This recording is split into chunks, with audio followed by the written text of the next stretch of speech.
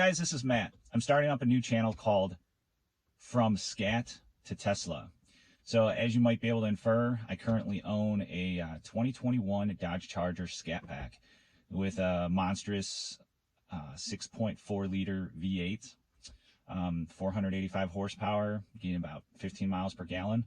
And I'm considering making the leap to an electric vehicle.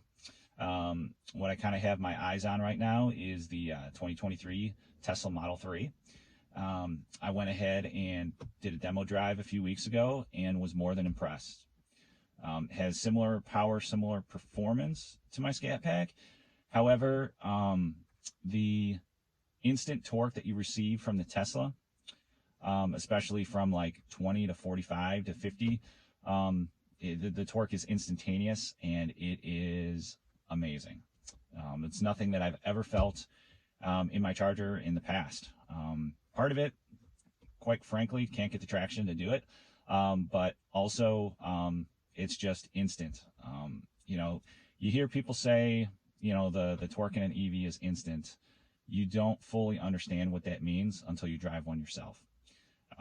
You know, I have, I think, 460 foot-pounds of torque in this car, and that's a ton of torque, but it's a completely different feeling from the Tesla.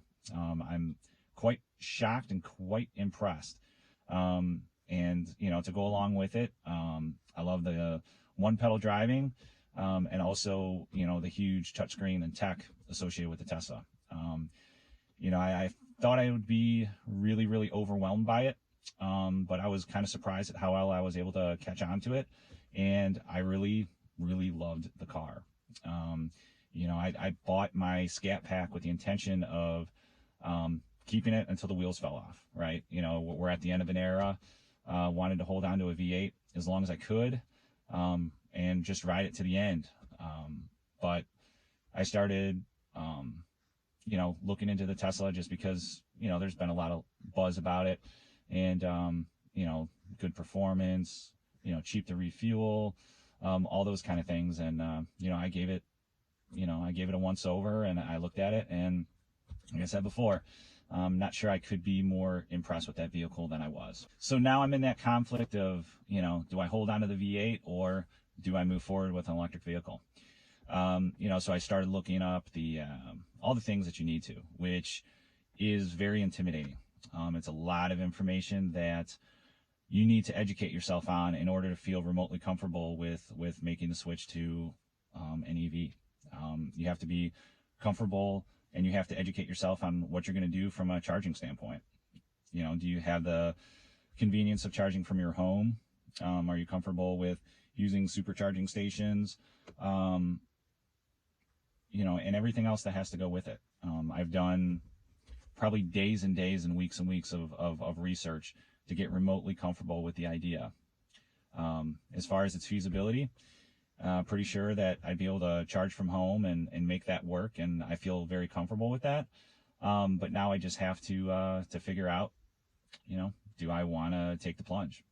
The one thing that's working in my favor is, you know, when I bought my Charger, I was able to get a discount and deal on it. Whereas, you know, the last couple of years, you were probably paying above MSRP on your vehicle. So I'm in a very good situation, you know, as far as trade-in value, you know, versus payoff. So I would have a nice down payment.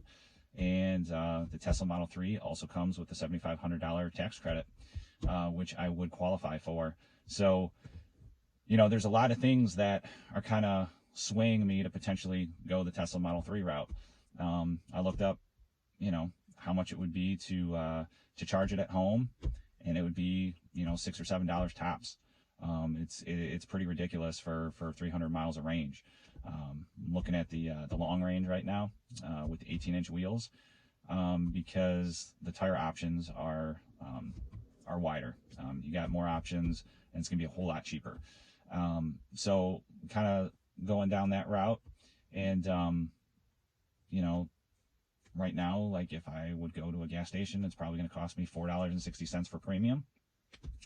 It's going to cost me $65 for, you know, similar range, you know, 300 to 350 miles range.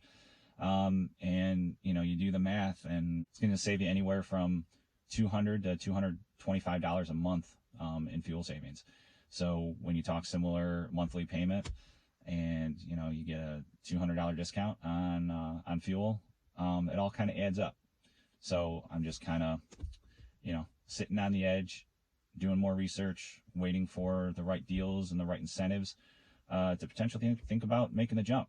So it's not anything I'd ever consider doing or thought I'd consider doing 6 months ago, but here I am. So if you guys are curious and following my journey, please hit the subscribe button, hit the like button, and we'll work through this journey together, and I think it'll be really fun. So until next time, take care, and I look forward to starting this journey with you. Thanks.